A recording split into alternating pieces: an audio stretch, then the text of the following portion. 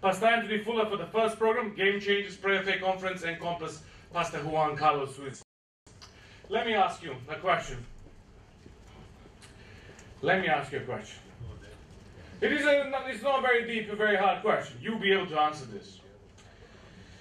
You see, when you were young, let's just put this in perspective. You, I'm sure, had this thought on your mind that you can change the world. And I don't know in which era you grew up. I can tell you when I grew up. But in those days, if you wanted to change the world, you wanted to be something like a doctor, or maybe some would say maybe politician.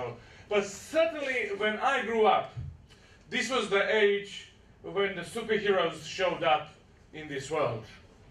I know that we have a very good group of people here who are very honest. It's a family. But I would like to ask you, if you're brave enough, to tell me which superhero you wanted to be when you were young. Maybe none. I understand that part as well. But I grew up in Serbia. And Serbia is was a communist country, part of Yugoslavia. And I grew up in a country where these news of heroes were coming in. I remember very clearly as a boy, I wanted to fly, for sure. I didn't know how to do it. And then I heard of this man which they called him a Superman. I thought to myself, I saw his picture, I thought if I dress like him, I'm sure I'll be able to fly. So I went to my auntie. I don't know how it's in a Ghanaian home, but in Serbian home, everybody needs to be doing something for sure. So if you can't fly, you need to be swimming. If you're not able to sew, you need to be able to fix the house. And so our family is self-sustainable. So I went to my aunt and I said, "Aunt, can you please make me a cape of a Superman?" She laughed and she went and she searched for materials and she produced this cape out of silk. And so it was shining, and they had a little triangle in the middle with the letter S in yellow. I remember she told me to come into the kitchen. I came to the kitchen because in Serbia everything happens in the kitchen. I think we share that. And at least I think we share something like this. And I remember I came to the kitchen and she had this cape folded that way that the letter S was facing me. When I walked in, I thought this was a real Superman's cape. I was so happy. I grabbed it for laces, and then what I did is I just swung it like this. And you can just imagine, the silk is a not light material, so it flew perfectly. And as it landed on my back, I had a new identity. I was Superman.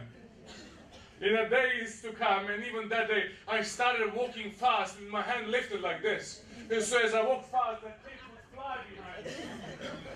Because I wanted to be a Superman. You see, my friends, what I did is that I wanted to decide, I decided to test, is this thing working? So what I did is there was a sofa there, and so I would we'll go all the way to the wall, and then I would run as quickly as possible. I would jump in the air and I put a hand like this, because you have to do that if you have to fly. And I would fly for a couple of seconds, and then I would land on the sofa. Oh, I can tell you, my friends, I was a frequent flyer. I was flying every day, so many times. But then one day I decided it was time for me to test the limits of this cape. I just thought to myself, if I can find something a little bit higher, and so I can run and jump and then put a hand, I thought I just need a little bit of space to do the, and I'll be flying like Superman. I went and I climbed a pile of bricks, which is still there, by the way. I don't know why we have it, but I guess it's going to stay there until Jesus comes, for sure. I climbed that pile of bricks. I went to the edge of the brick. I had a low start, just to make sure I can run faster this time, because I don't want to mess up this, because it was a little bit more dangerous. I walked that morning through the kitchen. My grandfather was sitting there. "Son, come here, let's eat some food." I said to him, "Sorry, I have something very important to do." I walked away as I was hearing, as he was talking to my auntie. He said to her, "Look, what have you done to child?" I walked away. They didn't know what I'm going to do.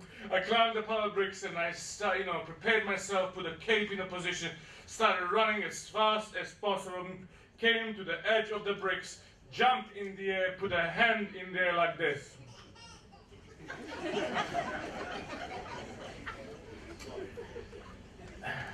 I could almost hear the music in the background. I believe I can fly. But when I opened my eyes, I did not see blue skies. I saw a bush. In a split second, my brain said, what is bush doing in the sky? To realize that I'm not going towards bush, I'm towards sky, I'm going towards bush. From that very moment, I realized that this is not going to be a flying mission, this is going to be emergency landing mission. I hit that bush so hard that I made a hole in that bush. I remember this very clearly. I remember because it was painful. I had the cape over my head, the branch here and the leaves here. I remember I was so upset that this thing did not work. I came out of the bush, I went to my auntie, I threw the cape on the floor and I said, this is not working.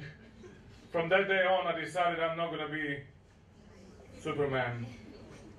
I decided I'm going to be something more health and safety, and what better to be than English hero. I decided to be Robin Hood. I remember this.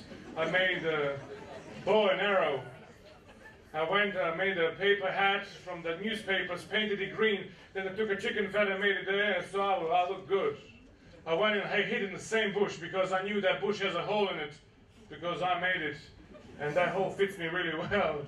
I was inside as my brother, who's 7 years older than me, was passing by. I jumped out of the bush like this. I said, ha! He looked at me. He said, what's wrong with you? I said, nothing wrong with me, mister. I said, give me your wallet. And he looked at me and he said, oh, I guess you're Robin Hood. I said, that's right, Mr. Genius, now just give me your wallet. He looked at me and he decided to intellectualize me. He said, is it not point of the Robin Hood to steal from rich and give to poor? I said, that's correct. He said, I'm poor. At that very moment I realized it's really awkward to interrupt the robbery, by the way. What do you do? Do you let him go? Or do you shoot him with arrow? As I was thinking, my brother disarmed me and took my hat. That was the end of my dream. Yes. But as I grew up, I realized one thing. I realized that I can never be a superhero. I realized at the same time that identity doesn't come from what we wear. It doesn't come from what we studied. It doesn't come with who we live. But identity is something much deeper in us. When I came to this country in 2001, I remember this very clearly. I tried to fit really hard. And I never managed to fit, by the way. I remember I was trying to belong to England somehow, not to forsake my country for sure, but I just wanted to be a little bit more English. I started eating fish and chips. All I managed to do is just put on weight. I can't drink tea for sure. If you pour milk in the hot water, I'm sure that spoils the milk. I'm not drinking that. And I remember from that day on, I tried to fit, and I realized maybe I should just give up fitting in this society. Maybe you should do the same. For I believe we have a better identity than the one which England can give us. So today I want to share this message with you. I want to share the message of a new identity in Jesus Christ. Identity which I think you and me will like, because it liberates us from the pressures of this world. At the same time, gives us a very clear direction where we are going. So my friend here read the chapter in which he said something like this. He says that one Sabbath Jesus was walking to the grain fields. As he was walking to the grain fields, Pharisees saw him, and then they said, Jesus, why the disciples are doing what is unlawful to do on Sabbath? And Jesus looks at them and he says this, do you remember what David and his men did in the days of Abiathar the high priest? And then he goes on and he says that they went into the house of the Lord and they ate the consecrated bread, which was only lawful for the priest to eat. Now I need to ask you, I can see some of you are closing your eyes because you're focusing on the message. And I thank you for that. But now I need you to open your eyes and focus more on me at this stage. Let me ask you a question. How many groups of people do you find in this text? So let's open the Bibles together. It is what? It is Mark chapter 2, verses 23 to 26. So Mark chapter 2, verses 23 to 26. And when you look at this text, you know, it's not very long text. How many groups of people do we see in this text? Who is there? We have Jesus and disciples, that's right. Who else? We have Pharisees, that's correct. And there is one more group which is mentioned there. And the disciples, that's right. And there is a third group which is mentioned. That is David and his men. That's right. Well, now let's explore these groups. We know Jesus and the disciples. We can never know Jesus all the way, but we know them. Let's just for a second or two look at the group of Pharisees. Let me ask you, is there a boy here who is age of 13? Anybody, is there a boy which is age of 13? If you wouldn't mind putting the hand up. Or girl, maybe? Let's see, maybe there's a girl. Wait, would you mind just standing for me, just for a second, so we can see how, you see, this is, what's your name? Is it Mike? Mike, look at how good looking that man looks, sir. He's 13 years of age. He's 13 years of age, and Mike would now, this was the age when he would start the training to become the Pharisee. Mike, thank you so much for that. Great help. You see, when I was age of 13, I was Robin Hood in the bush. But if you wanted to be the Pharisee, you would have to start a training with age of 13. Unfortunately, only boys allowed. And let me tell you this, my friends, if Mike wanted to be the Pharisee, Mike would have to know first 5 books of Bible by heart. If you want to just see how much that is. That's this much of the scripture, minimum of this much of scripture in the Old Testament. He had to know by heart. He would go to the rabbi and he would say, I would like to be the Pharisee. He says, good, let me test you. And they would say, Mike, what is in the book of Genesis, chapter 3, verse 16? And then Mike would have to say it. And then he would say, what is in the book of Exodus, chapter 4, verse 15? And Mike would have to say it. And he would test him and test him and test him until he knew that Michael knew the scripture. Let me just ask, how many of us here struggle with a Sabbath school memory verse? Thank you so much for being honest. Can you just imagine, you're 13 years of age, you need to know 5 books by heart. And now you think, when the Pharisee went through the test, he passed the test, you say, well done, Michael, you're doing a great job. You think the test was finished. No. The test was just about to start, because Michael, on top of this, had to know 613 laws of Torah. How many of us here would struggle with 10 commandments? Okay, we would know the 10 commandments for sure. But how many of us will struggle to put the commandments in order? Let's just go that way. But can you just imagine, Mike would have to know 630, and the rabbi would say, what is the law 102? And Michael would have to say, what is the law 172? And Michael would have to know it. And then when Michael knew all of this, the last question was this. Well, now let me ask you a question. Law 603. Tell me the interpretation of the law.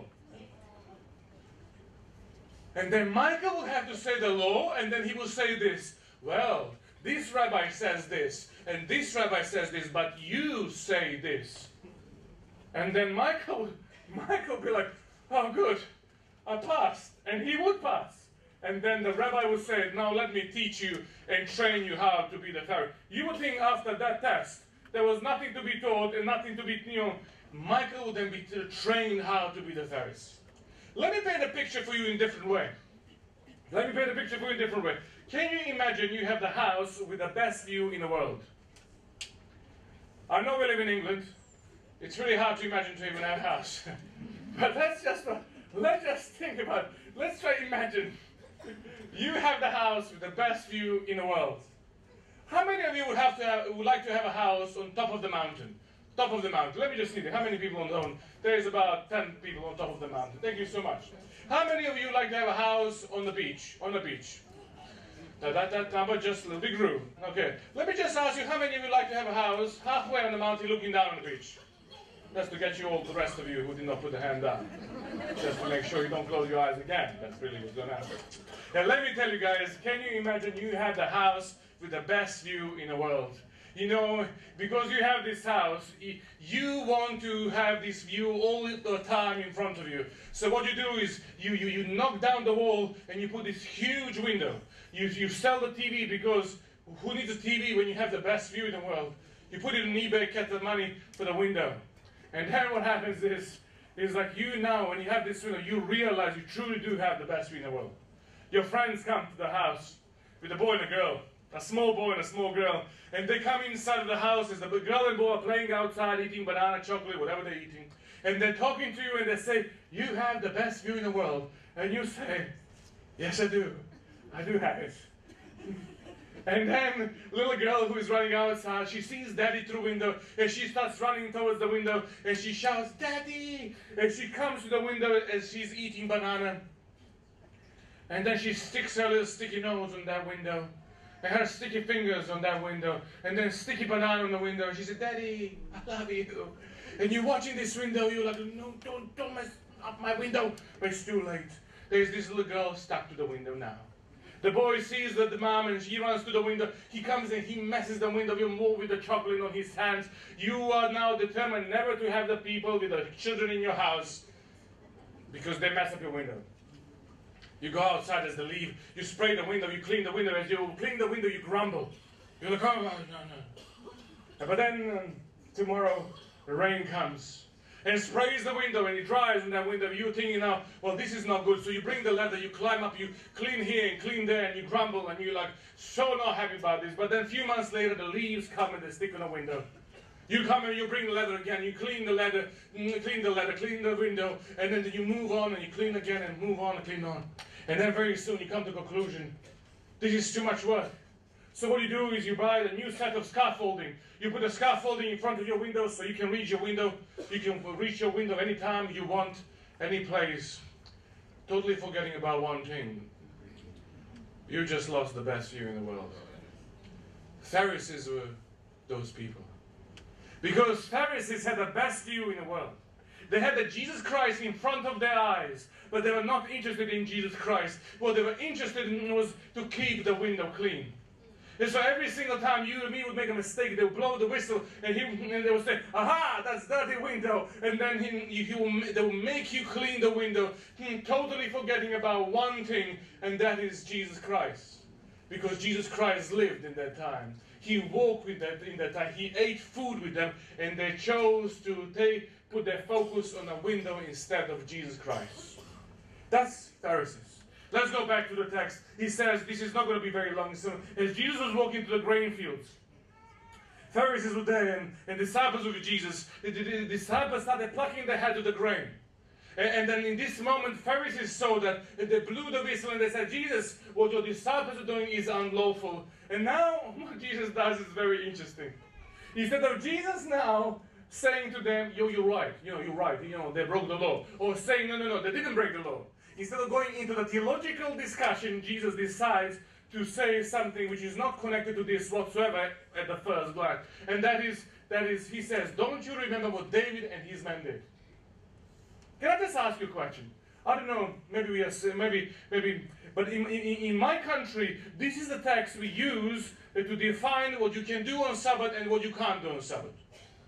Is that what you know this text for? Because for us, this is exactly, it simply says, do not harvest on Sabbath because this is unlawful. And that's where we stop. But Jesus has a bigger mission for this text. He wants us to take a different look. So my friends, as they're blowing the whistles, Jesus says to Pharisees, haven't you ever read?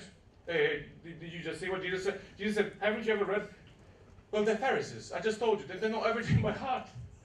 This was like a really offensive statement for Pharisees. Haven't you ever read? Well, David and his... They're like, of course you read. We know what happened. And then Jesus says, well, David and his men went to the house of the Lord and they ate the consecrated bread. Now, my friends, I'm going to ask you to hear, if you want, the second group of people, who they are, and that's David and his men. If you have a Bible with you, this is the part of the scripture which is truly full of heroes of the Old Testament.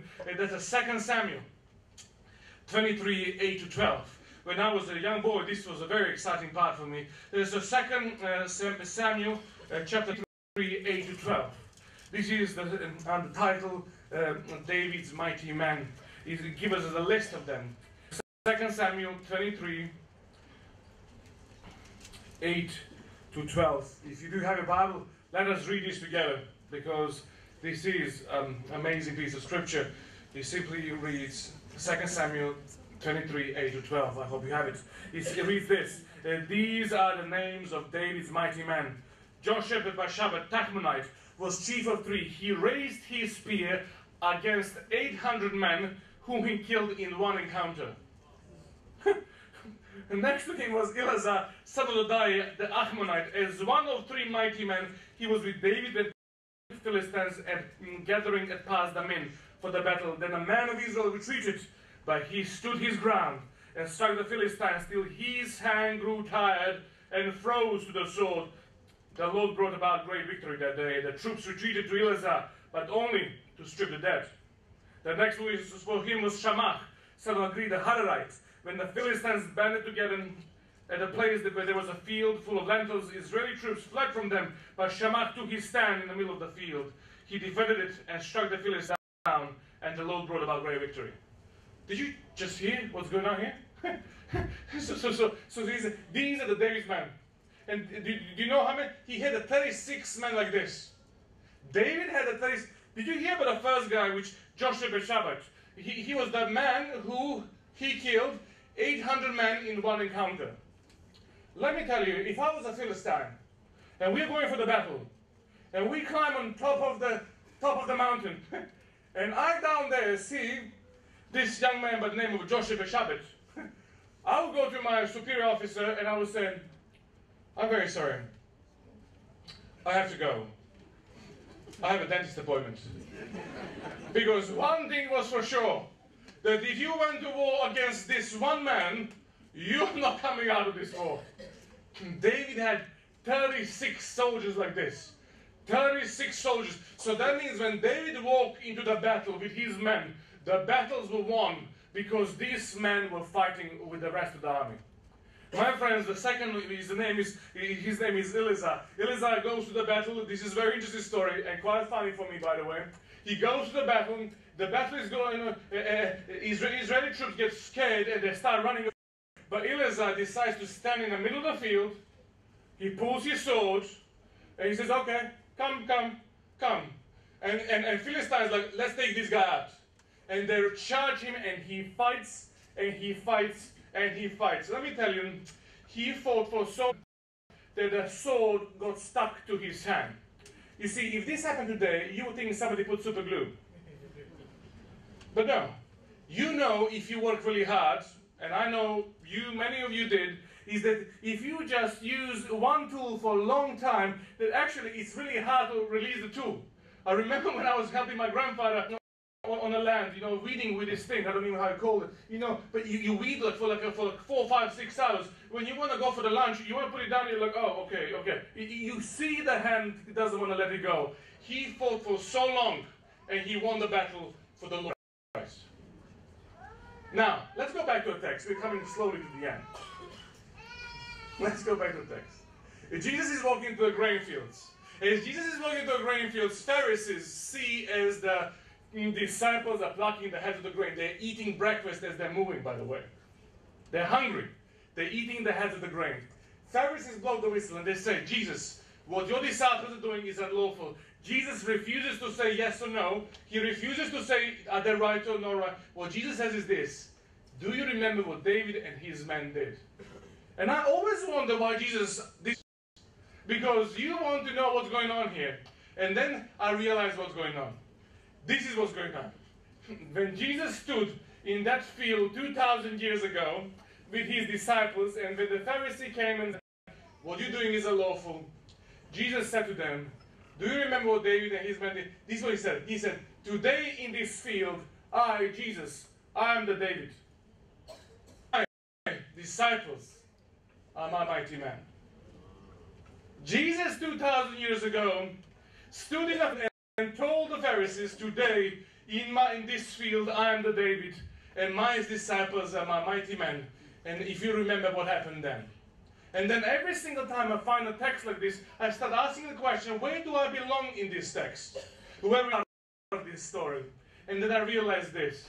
If Jesus' disciples then said that they are mighty men of David, that means that he looked 2,000 years in advance at Reading West, in the South England Conference, in British Union. He saw us there as his disciples, and he gave us identity of the mighty men of David. Do you know what that means? That means when you decide to show up for battle, things happen. That means that when you decide to step on the streets of Reading or any area you live in, it's like things happen. Because you're not just somebody who comes from a certain area of this town or country. You are defined in Jesus' eyes as the mighty men, heroes of faith today. My friends, if we wake up today in Him and we take the identity which Jesus Christ has for us, I can tell you Reading West will have to buy the building once again. You will have to move out to this place or there will not be space for anybody. And I know on the majority of Sabbath you're totally full and you have no space already. But I can tell you that if you accept the identity which Jesus Christ has for you, and that is the hero of faith, you and me will fulfill what God asks us to do, and that is to reach the people of England on this trip. Always I wondered why is it possible that why the disciples are plucking the heads of the grain? It's like, doesn't Jesus have a time for the breakfast? Do you know what's happening? This is what's happening. Disciples realized that they have the best view in the world. They have Jesus Christ with them. So when Jesus stood up and he kind of pulled himself and he started walking, disciples were like, who cares about Vitamix? Let's just not miss Jesus. And so they would just jump quickly and they would run after Jesus because they were sure for one thing, they did not want to miss the best view in the world for anything in this world. So they just followed Jesus as they're like, oh, there's grain, I can eat that. I ate grain, by the way. And so they just pluck and you just chew. It doesn't taste good, by the way. But you know your tummy is going to be all right. Disciples followed Jesus so closely because they knew that they don't want to miss a glimpse of Jesus' life in their life. And because, my friends, they were very clear, He is the way and certainly the best view in this world.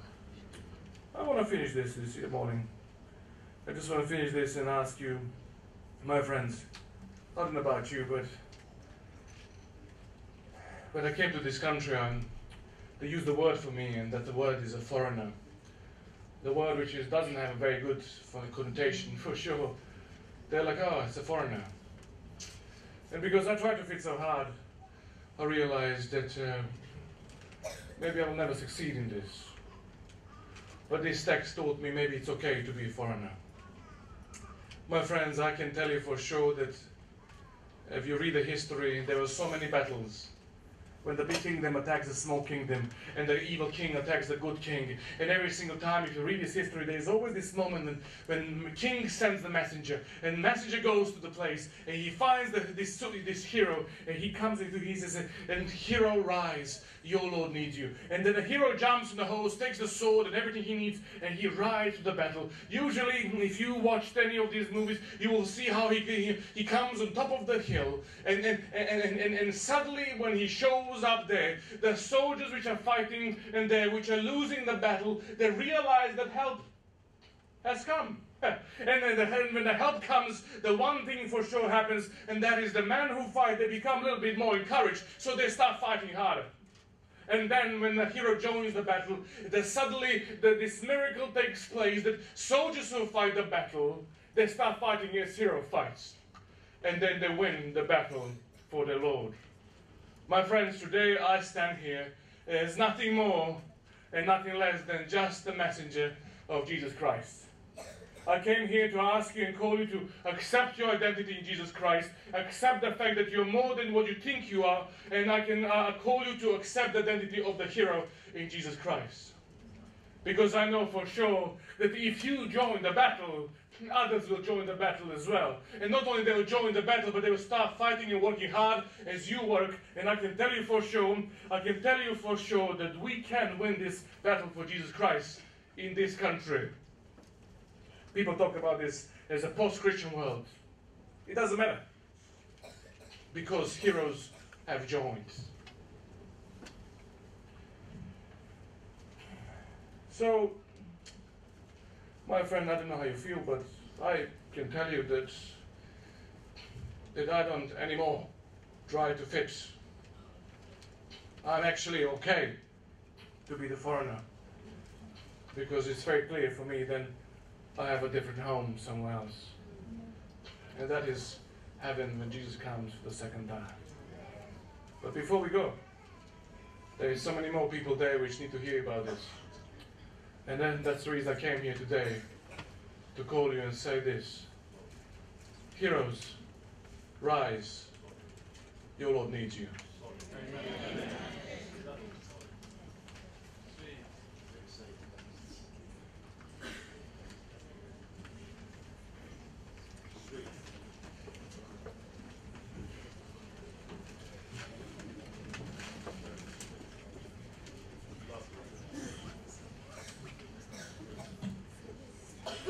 Can we please stand for a closing hymn, hymn 317, Lead Me to Calvary.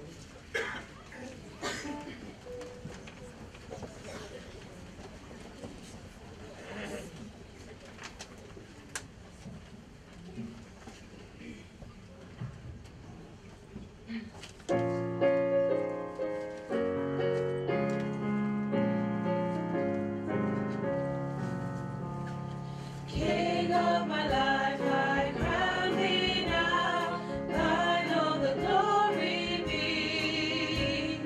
Lest I forget thy full-crowned brow, lead me to Calvary.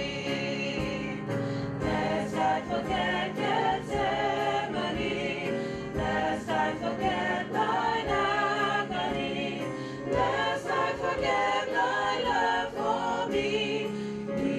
To Calvary, show me the tomb where thou wast laid, tenderly mourned and wet. Angels in robes of light array, guarded thee whilst thou slept.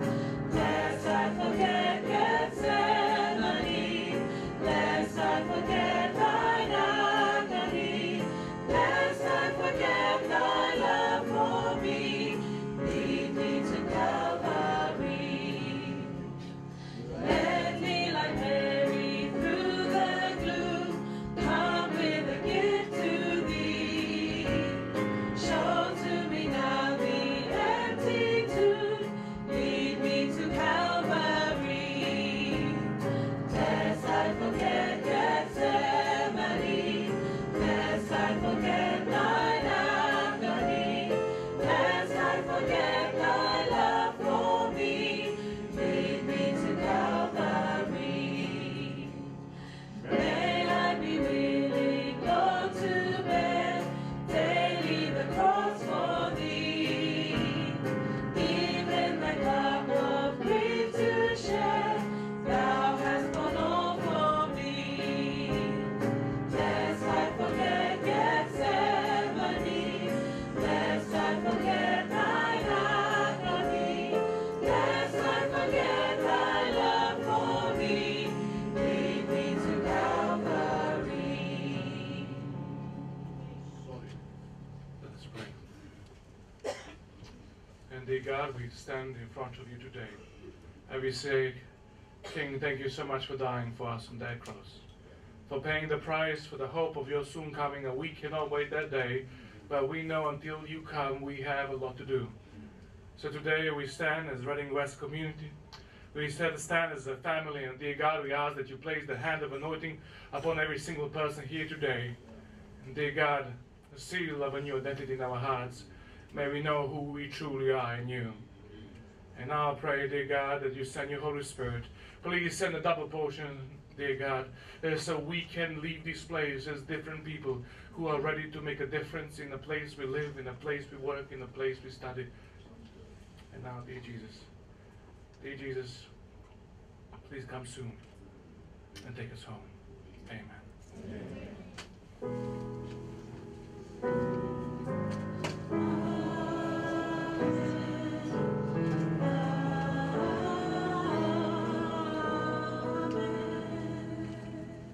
As the platform party lead, we will sing 469, Leaning on the Everlasting Arm.